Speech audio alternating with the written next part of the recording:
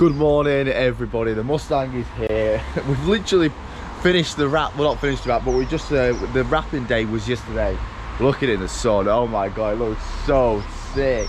Obviously the front bumper is not done, so where you see this video might be after the wrap reveal. Well, it's gonna have to be after the wrap reveal, unless I've done 2 videos, but I don't think I've done. So the bumper is still red, but because Ellis is coming around tomorrow, and we're just gonna finish the bumper here.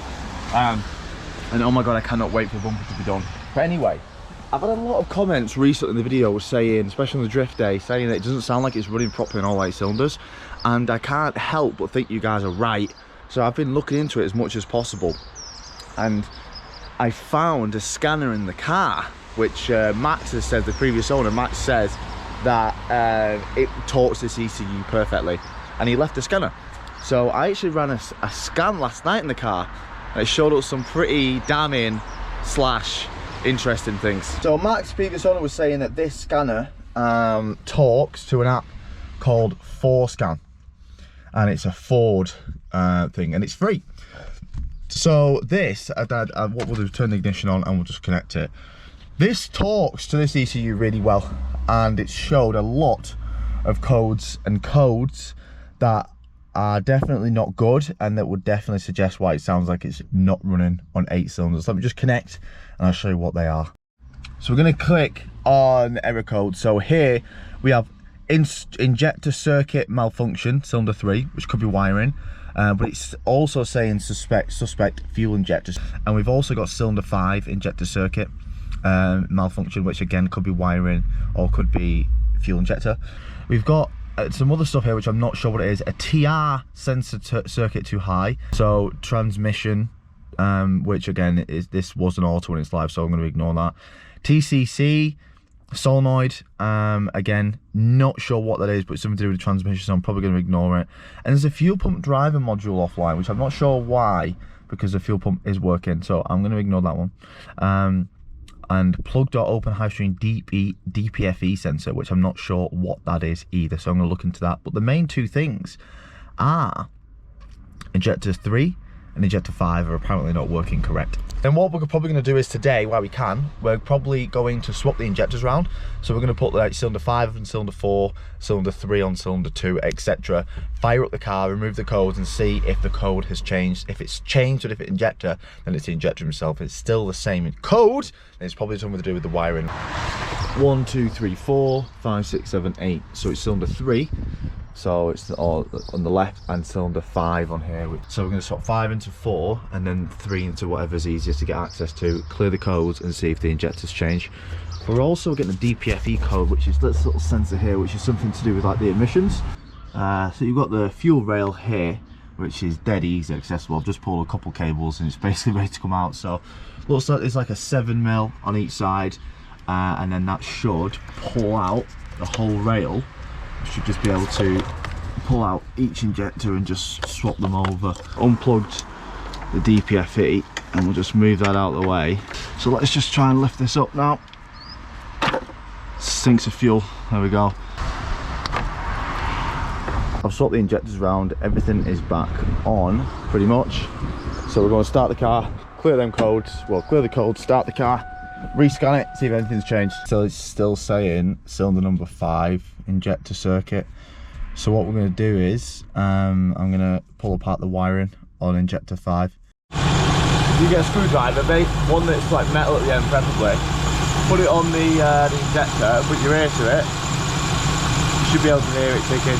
Oh, and you can actually feel it through your hand as well, so it is on, like the injector is working. So why it's getting a code, I'm not quite sure, you know, because they're all ticking, they're all running, so it idles great. Peel back the wiring on here and I can't see anything. Okay, so I've changed round all injectors on that side of the engine, so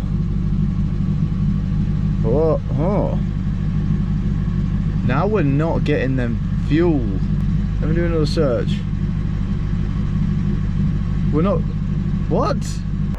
I don't know what the fuck I've done, because now, I mean, I've only changed around the injectors, so that code shouldn't have just disappeared, it should have just moved, but it's not there. IAT sensor circuit high.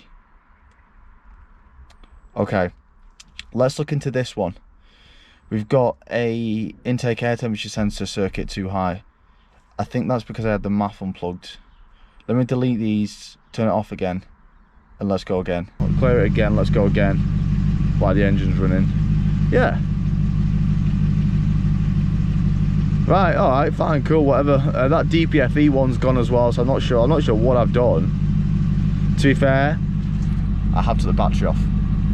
So it's probably removed the code, and then it might only come back up when we go for a drive. So the only code that keeps popping up is that intake air temperature sensor, which is built into the MAF sensor on these. Now, if that is reading false readings, it could literally make the car run lean, making it sound like it's running like a piece of shit. I have cleaned that and the MAF sensor, and that's not working. So I need to figure out what wire, or fully understand, is it definitely built into the intake air temperature sensor, because it will be running lean probably. Our multimeter out for the next one, and we're going to test this sensor. So I've found a wiring diagram for the MAF sensor here. So first of all, before you do anything, obviously I keep my multimeter in my box, so let's just make sure that it is working. 13 volts, perfect, cool. Okay, so I found a wiring diagram here. Now this grey one is the IAT sensor, so that should be getting power once we've got the key on. Now annoyingly, there's a ground for the whole sensor itself, which is a MAF sensor, and this one at the end, which is frayed, signal, which is the grey and red, signal return. Now I don't know if that is the ground for the IAT sensor, or it's just it's returning it elsewhere to something else. I'm not quite sure why signal return. It makes me think it is the ground for the IAT sensor. First of all, we're going to test. We're going to turn the key on. We're going to make sure we're getting full volts at the IAT sensor wire, which is that grey one. So let's go and turn the key. Ideally, we should be getting some decent voltage here. I'm not entirely sure what we're meant to be getting, but definitely not more than... Okay, we're getting like 5 volts, which is perfect. That's what we should be getting, 4.5 volts. Amazing. Okay, so that is actually working. So now we're going to go on continuity, and just we're going to treat the signal return as a ground. So let's go on continuity. So with these, we should put these together and it should be 0. Okay, perfect. So that means that those two wires are connecting. So what we'll do is we'll get the plug, and we'll go into the what's meant to be the ground. The battery, we should get 0. 0. Okay, so that means that the plug's working perfectly. So that means that the MAF sensor itself, the intake air temperature sensor in there, isn't working properly. I've just found online a graph here, temperature sensor voltage and resistance. So here we go. So what we're going to do is we're going to actually test the sensor itself. So centigrade, so right now it's probably about 10 degrees outside, so we should be seeing a number of like 58 resistance. Okay, so we'll put it on 200. So again, we've got resistance here, so again that should go to 0 once we touch these together. Perfect. So we should be getting a resistance. It's about 10 degrees outside, so we should be getting anything probably around 58 ohms, maybe a little bit less. So the higher, so the key thing here, guys, is the hotter the temperature that goes, right, the less resistance it gets. So what we're going to do is we're going to find these 2 pins. So it's the N2, so we're on that one and that one, and let's see the resistance we're getting. 0 point, so stupidly low. Okay, so trying to get hold of things, for God's sake. I've rang Ford, yeah, the people who made this car, yep, they don't have that part number, they don't know what that part number is, and they can't get anything for it. Great, thanks. I've rang a place in Dagenham who sent me my brake pads, who were really good, and they were like, yeah, we've got one that's £180 plus VAT, just the sensor. I'm like, oh my God. There's some places on eBay, there's one in Latvia, it's got an OEM one of like a 60,000 miles, and it's like 40 quid plus postage, which is a good option. And we've also got Rock Auto. So there's a place in America called Rock Auto. They've got like 5 different MAF sensors, but they're based in America. So we've got a drift day on the 22nd, which is like maybe 3 weeks away. So we should be able to get it in time. So I'm going to order one of those. I'm going to decide which one. I might just order a cheap, like a cheap new one from Rock Auto, and then maybe this like OEM one from Latvia kind of thing. But I don't know, I'm going to have a look and see how much the postage on Rock Auto, and see how long that's going to take and weigh up my options, because to be fair, it makes sense. Like now after reading that and seeing how bad the reading is off, from what I believe anyway, I think that's what I think, it seems pretty off to me. Like that would make the car run rough as fuck, and like it would like massively limit the power and like cause misfires and stuff, because it has no idea how hot it is outside. Okay, so you won't believe this. So I've just been on Rock Auto, which is like the American, like a huge parts in America. They've got the Mustang stuff. And I've just put an order through. So I've ordered like a second-hand MAF, no, a new MAF sensor, but it's an aftermarket one. But I've checked the ratings and reviews. Apparently they're a good company. So I just messaged one of the people about who's got a Mustang. And they said, I swear they saw one being posted on the page the other day. So I've looked, and there's a guy in Bolton, which is half an hour away, who's got a MAF sensor. So I said to him, like, you know, can I have it to spare? And he was like, yeah. So it took like 20 quid, 25 quid.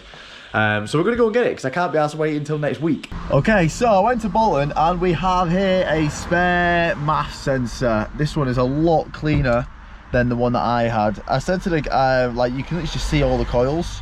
I said to the guy as well, obviously explaining what mine was doing, and he said he's tested it and he's put it over the stove as well. So he's tested it and he's reading the correct readings to his owner's manual. He had an owner's manual, like a proper American kind of like enthusiast guy, and he's hold it over the stove, and it's changing voltage and resistance, etc. correctly. So he's saying this works, so I just took his word for it. When I got it, it was 20 quid, why not? So let's plug it in and see if that gets rid of the damn intake temperature sensor code. Put it on, pray it bloody works. Okay, so I'm going to go on forward scan and just delete all the codes, and connect and delete the codes and fire it back up again. What? It's still saying it. So in the little scanner I had down there, I've just tried this one, and it did come up with it initially, and I've cleared the codes, and then I've redone it a few times, and it's not come back up again. Okay, so since I cleared the code on this scanner, it's now not popping up on the other scanner. My God, this car. So, long story short, the code isn't coming up anymore. So what I'm going to do is, I feel like it does self-idle a lot better. Like now, after the car did that, it would be going, it'd really struggle. I have to keep the revs up. So yeah, let's go and tighten. My GoPro's crap, by the way. I need to buy a new battery. Like, it literally dies within like 2 or 3 hours. It's crap, so I'm on my phone. Yeah, it does.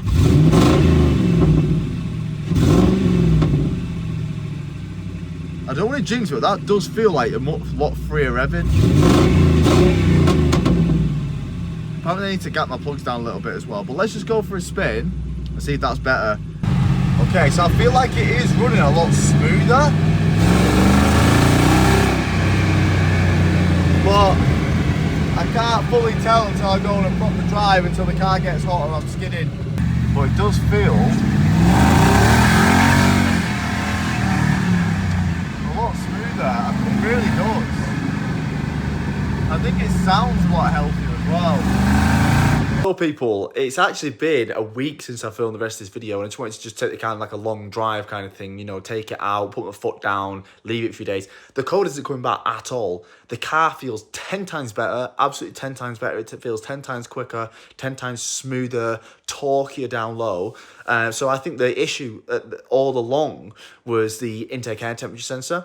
And also when we're getting on the drift day and the car's getting hot, it's getting hot, the intake air temperature isn't adjusting the fuel. So as the car got hotter through the day, it was just losing more and more power, because obviously when it needed different fueling, the intake air temperature, the IET sensor wasn't changing it. It wasn't changing the fueling. It basically wasn't doing its job. So as the car got hotter and hotter, it just ran like more like shit and shit and shit. What's happening with the scanner is the 4 scan, which I had, that was scanning the codes. But when I was clicking delete, for some reason, it wasn't actually removing the codes from the ECU.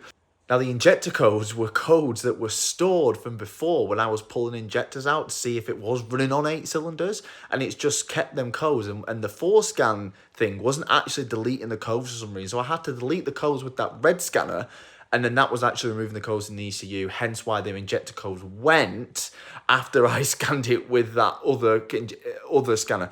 It's been a nightmare. Long story short, the car's running absolutely amazing. We've got no codes, and it's running great, and we can't wait for the drift day. So we've got a lot of content coming up. I love you all, and we'll see you in the next one.